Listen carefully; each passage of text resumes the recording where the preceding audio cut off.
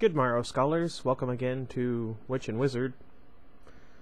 We are on Book 2, Chapter 21, page 67. I feel like we should be much farther in the books than we are for both this one and Shiver. I guess because they're short chapters, but anyway. Whistie.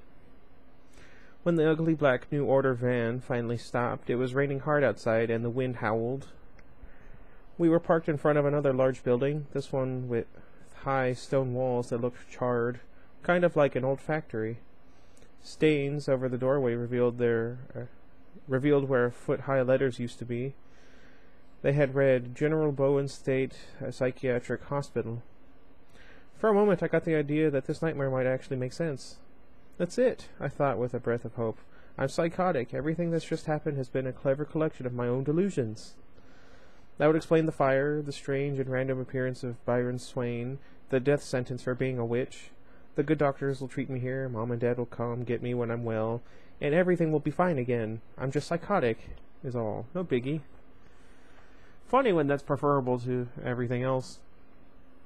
I smiled involuntarily at the thought. Whit looked over at me like I was, not surprisingly, certifiably insane.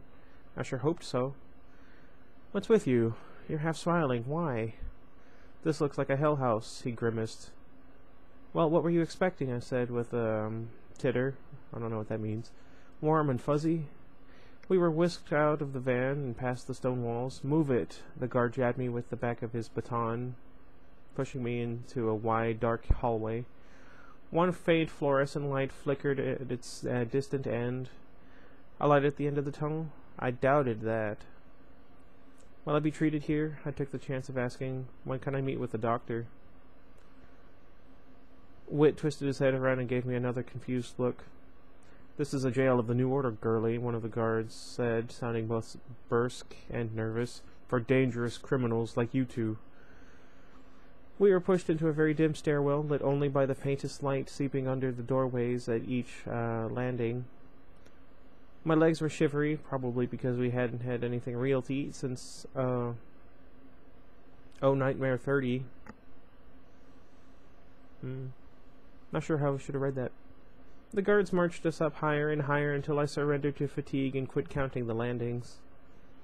Finally, we entered yet another dark hallway with what looked to be an ancient nurse's station. Front and center. A woman inside was slouched over her desk, engrossed in New Order Administrator magazine. That sounds weird. She must have been enormously tall, because even though she was sitting, she was able to look down at me. Yes, she croaked like a frog who'd smoked too many cigarettes. Why are you bothering me?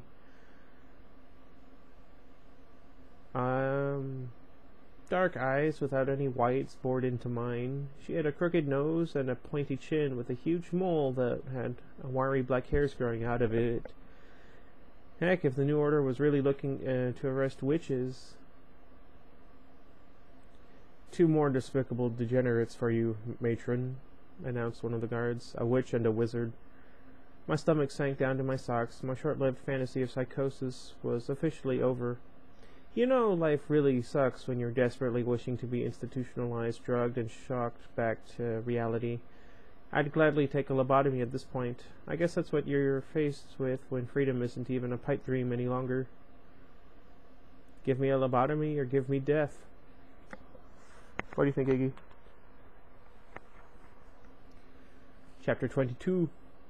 Wit.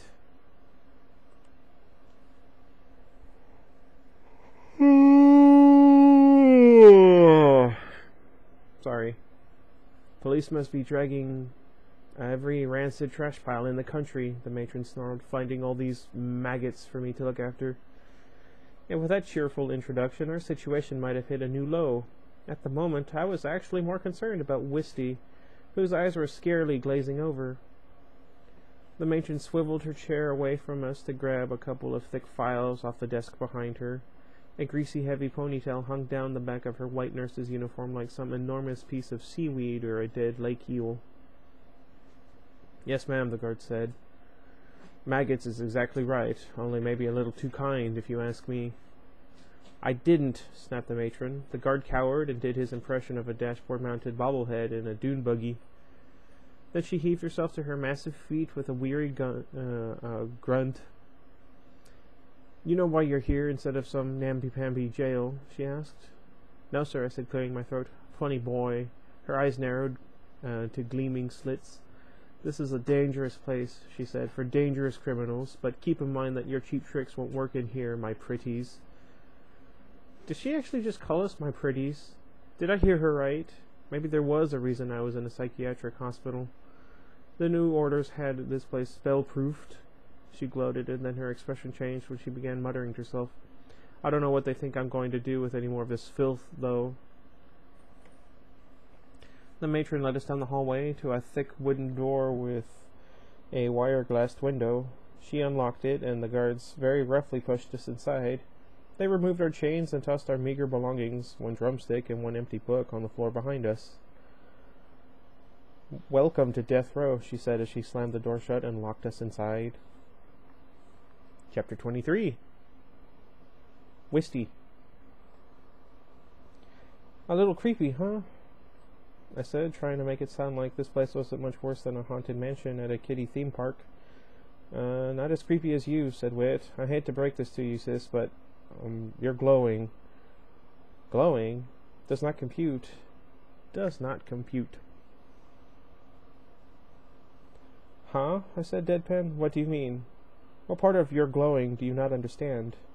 he asked. "The part where I'm glowing," I said. "How could—" I looked down and saw that my skin, my clothes, and the air about an inch around my body were suffused with a thin, faint greenish light, enough to see by. "Have you been playing in toxic waste lately?" Whit made an unfunny. I held my shaking hand out and examined it. It started to get so bright I had to turn away. The whole room lit up. The dark, grime-filled crevices, the piles of medical waste, that sounds gross, the bedpans, the holes in the baseboard that could easily accommodate rats. "Ugh," Whit winced. "Do me a favor and hit the dimmer switch." "I don't know if I can," I said, my voice cracking a little. Except for my flighty flower power first name, I had mostly escaped freakishness in my life. "What?" "Didn't have to wear hideous hand-me-down clothes from an older sister. Never called Four Eyes, Metal Mouth, or Fatty." "What?"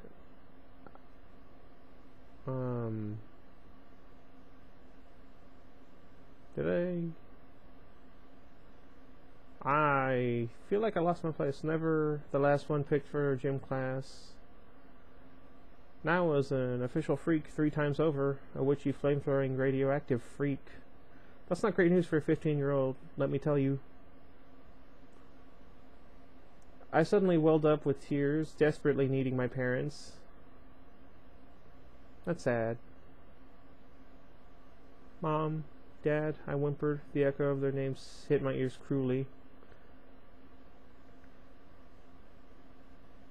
Whit got that annoyingly worried look on his face again. "Whistie?" "Shh," I hissed, crying now. "Mom told me about everything, Whit. She told me about the birds and the bees, like way before any of my other friends' parents did. How she and Dad fell in love, very romantic. And Dad, he told me about his most embarrassing moments in school, and how proud he was of you and me, and he was never afraid to say I love you like the other dads." I sucked in a tortured breath. But why didn't they tell me about all this? I'm confused. Whit came close and hugged me, glow and all. The worst thing is, Whit, maybe they did tell me about it, and maybe I just wasn't paying enough attention. Then I really started sobbing. My tears soaked into Whit's suit. And he held me until we both sank into sleep, and my glow faded away. That's kind of depressing. Whit, Chapter 24. I said that wrong. Page 75. Whoa. Celia came to visit me again that night, or sometime during those first harried hours in the new jail. I wasn't so sure about the passage of time anymore. I wasn't sure about anything. "Hi, Whit. Missed you," Celia said, same as before, only now she said it with a wink. "I was thinking about you, the way it was. Happy days, our first date. You wore that wrinkly bowling shirt you love. Alley cat, remember?" Of course I remembered. I'm confused. Oh man, oh Celia. What is happening? Am I totally insane? Is that why I'm in a nut house? Celeste, I guess? Listen, I need to ask you a question. Why did you stay away for so long? Please, if you don't want me to go completely crazy, tell me what happened to you. Amazingly, especially if this was a dream, Celia reached out and touched me. I could feel her. It made me calmer. She felt like the old Celia, looked like the old Celia, had the same sweet smile. I will tell you what happened to me, Whit. I want to so badly. Thank you. I let out a sigh from the bottom of my sneakers. What? Thank you. Not now, though. When I see you for real, in person, not in a dream. We have to be careful, though. The one is watching us. I couldn't let Celia go again. I held her close, very close, and I asked her once more for some kind of rational explanation. Then Celia pulled away, but just far enough for her to stare into my eyes. I loved being able to look into her eyes again. We had the same baby blues. Her friends used to joke about the kids we'd have one day. Here's all I can tell you for now, Whit. There's a prophecy. It's written on a wall in your future. Learn about it. Never forget it. You're a part of it, of running the world. That's why the New Order's so afraid of you in Wisteria. I couldn't even absorb the major information drop before she took a quick breath and continued. Whit, I can't be here any longer than this. I love you. Please miss me. Don't go, I pleaded. I can't take this again. Celia? She was gone, but somehow I could still hear her voice. We'll be together again, Whit. I miss you already. Miss me. Please miss me.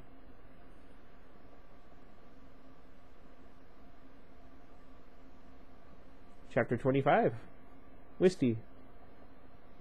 That morning, Whit and I were startled awake by a tapping sound. Like a stick or maybe somebody's cane. My heart immediately started racing full blast, but Whit still seemed groggy and disoriented. Oh, dear. That was oddly appropriate timing. Celia, he mumbled. I shoved myself away from him. I loved my brother, but this was no time for hopeless romanticism. No, it's your sister, and as a reminder, we're at Home Sweet Hell House, I said, and gave him a gentle slap. Wake up. I need you here, dude. I held my breath as the knob slowly turned. By the time Whit showed any recognition of where he was, the door had opened several inches, but all I could see was the dimly lit hall through the crack. A cold voice finally came from behind the door. Thank you, matron. Its evil chill made my heart practically stop. I'll take it from here, if I may. I'm worried. Watch yourself now, said the matron. These are dangerous fiends. Thank you for your concern, but I think I'll be just fine. The door opened wider, and a towering skeletal figure, almost inhumanly tall, the slender man. Can I say that name without getting sued or whatever? Copyright infringement? Because the guy, yeah, anyway, stepped into our room. He was like death itself, but in modern garb. Do you guys ever watch Supernatural? I liked death in that show. A charcoal suit hung on him as if it were made of clothes hangers. What? As if he were made of clothes hangers. His skin had a ghastly pallor, and unhealthy as a plant left in a closet for years. Instinctively, I moved back, then like a snake, striking a... What? And then, like a snake striking, a black leather riding crop whipped through the air with a hiss and smacked me hard. Hey! This thing was icy cold, then burning, and I gasped and clutched my hand to my chest. I'm confused. No, you don't, witch, the death figure commanded. Your days of controlling people and objects with your evil powers are over. I am here now. I am your visitor. What did I say? Anyway. Chapter 26. Wait. When that bullying, cowardly freak smacked Wistie's hand with his snake whip, I almost lunged for him. I was ready to fight to the death, whatever it took. Nobody hits my sister.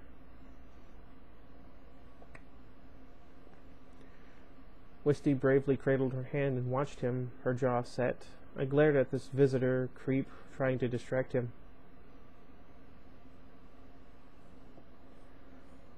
Well, what? Let me guess, no one loved you as a child, or as an adult. Well, tough luck. Then smack, I guessed, at the riding crop, or as the riding crop whipped across my face, opening up my skin with a white-hot sting. Blood started running down my cheek. This is your first full day at the hospital, wizard, said the visitor. So I'm going to be especially gentle with you, but you won't ever speak to the matron or me that way again. We're the only thing standing between you and a fate far, far worse than death. That's disturbing. So there's something worse than being kidnapped in the middle of the night, kept in a prison, sentenced to death in a laughable trial, and then locked up in a condemned hospital with 2 sadists. It's going to get worse. Are you done? He asked calmly. I shrugged and was just deciding what to say next when the crop zapped out of nowhere and hit me in the left ear, then the right ear, then the tip of my chin. Yes, much worse, said the visitor. Your file indicated you weren't the brightest bulb in the chandelier. At any rate, you would do well to learn this much. This, he sighed and gestured around our dank, disgusting cell, is your new home. We have armed guards, security cameras, electronic perimeters, and multiple lethal safeguards that I'm not at liberty to discuss. Also, you'll have no luck circumventing any of these systems with your trickery. This entire building has been altered to dampen your energies, and you will find you have no powers here. In short, once you walked in the door, you effectively became normal. Whistie and I exchanged a glance, meaning except for glowing. I swear we could read each other's minds sometimes, especially lately. As to this room's amenities, please note that your one external window has a western exposure through which you can see the blackness of a 10-story deep ventilation shaft, the bottom of which is filled with a turbine that could grind a blue whale into mush in less than 10 seconds. That's a horrifying thought. Feel free to throw yourselves down it at any time. He continued like a hotel bellman describing an executive suite. You will also have your own semi-private bathroom, complete with our special tissue toilet paper that feels so airy you'll swear it's not even there. What? I looked into our doorless bathroom nook, which contained a seatless toilet surrounded by dust and chunks of fallen plaster, and I confirmed that yes, in fact, there was no toilet paper. That's actually really disturbing. The visitor looked down his long, hooked nose at us. Why does everybody have a hooked nose? I will be back periodically to check on you, he said in a deep, zombie-like voice. If you misbehave in any way, well, he paused and gave a smile that would have made a crocodile look cheerful. I will met out punishment. What? That's what it says, so that's what I said. The riding crop slashed through the air, missing my eye by a whisker. I'm quite squeamish. I'll see you soon. Promise. Then he was gone, and the lock turned behind him. I don't care much for him, said Whistie. You?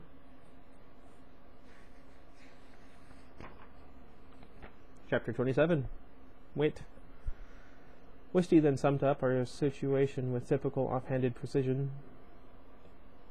This totally sucks, she said. I considered that. Between our various bruises, bumps, cuts, welts, and torn clothes, it looked like we'd been in a cage match with a wolverine. I also had less than a month to live. Much too optimistic, I said. You only see the bright side, don't you? I wandered around the room trying to distract myself from the burning pain of my injuries, but I was having trouble forming thoughts other than self-torturing ones about juicy burgers and black and white milkshakes and cheese fries. I'd never been so hungry in all my life.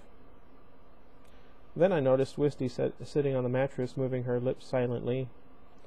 Talking to yourself already? I asked. Why not? We're in an insane asylum. She smiled, then looked a little bit sheepish. Actually, if you need to know, I'm trying to come up with a spell, to get us out of here. If I'm a witch, I ought to be able to go Shazam and blast the door open. They said we had no power here.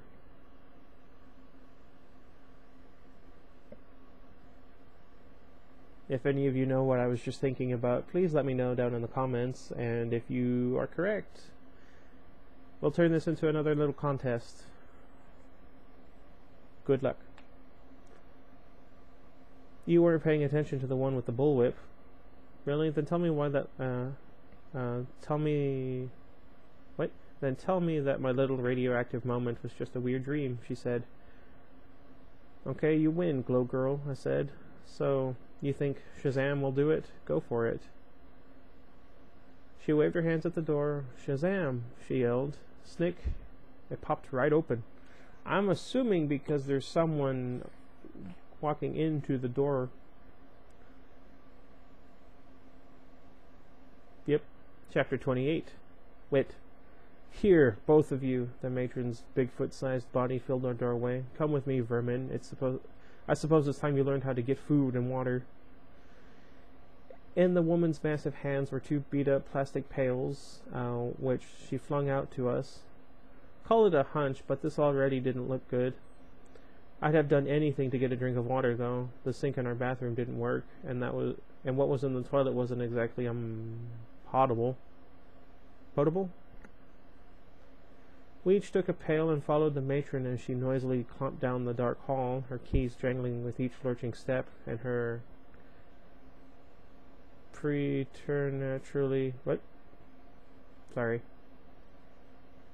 huge feet sausaged into chunky white shoes. I started to make out noises ahead, and they were vaguely animalish. Snarls, growls, and high-pitched whiny whines filled my ears. What is this? Whistie croaked. Now what? The matron gestured toward the end of the hall. There's food way, way, way down there, and water. Use your pails. She looked down at her enormous steel-banded watch. You have 4 minutes. If you're not back by then... What? If you're not back by then, her black eyes shone and her mouth stretched into a horrible approximation of a smile. Then I'll know you've passed to the other side. Violently.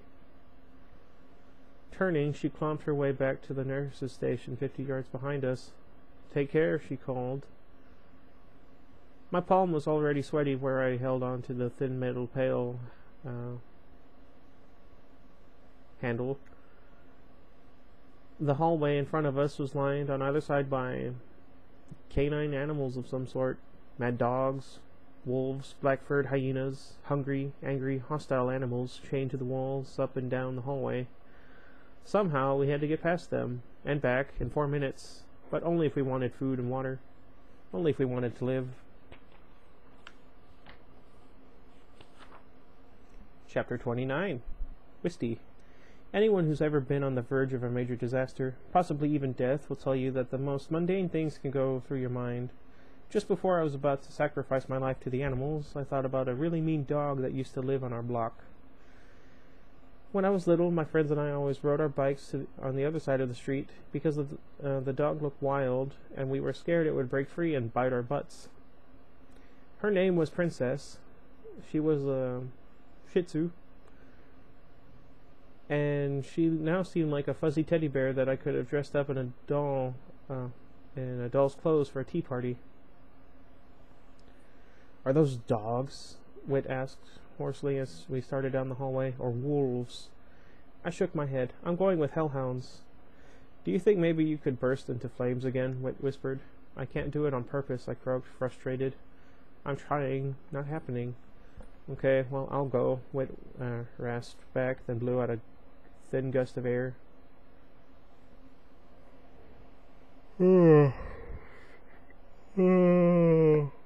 No, I wheezed. I'm small and fast. Before Whit and I had a chance to finish the argument, we saw a small, indistinct figure appear at the end of the hall, holding a pail. "Who's that?" I muttered. Whoever it was suddenly darted forward, leaping and dodging and almost crashing against the wall, hurtling toward us at a furious pace. It was about 30 feet away when it suddenly tripped and fell. Instantly, several hounds fell on it, snarling and snapping. Just watching the awful scene took my breath away. "I have to help," Wet said, making a move toward the hapless soul. But then the little figure bounced up, pail in hand, and hustled straight toward us again.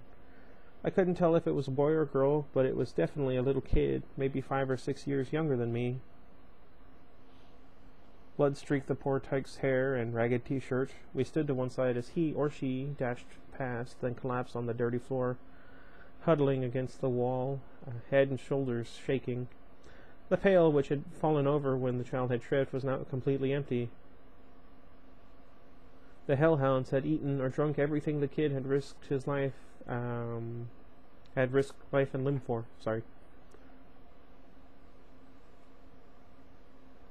Crying silently, the huddled figure grabbed the empty pail, skidded away on hands and knees to a couple of doors down the hall, and disappeared inside. Wet and I looked on in shocked silence. The matron merely peered at her watch. 70 seconds, she told us. Tick-tock. Okay, I think that's enough for today. Remind me, we're on chapter 30 over here. And I've forgotten what chapter we're on in Shiver. Oh well. How's it going, Iggy? Anyway, let me know what you guys think. Hopefully some friends of mine will want to play like Rocket League or a couple of these zombie games that we have. There's one game in particular I'd like us to try playing. It's called Dead by Daylight. Give that a look and see if maybe that would be something interesting. I wonder if you could play with a computer controlled characters if you don't have enough people. Anyway, until next time, goodbye everybody. This book is a lot more gruesome than I thought it was going to be.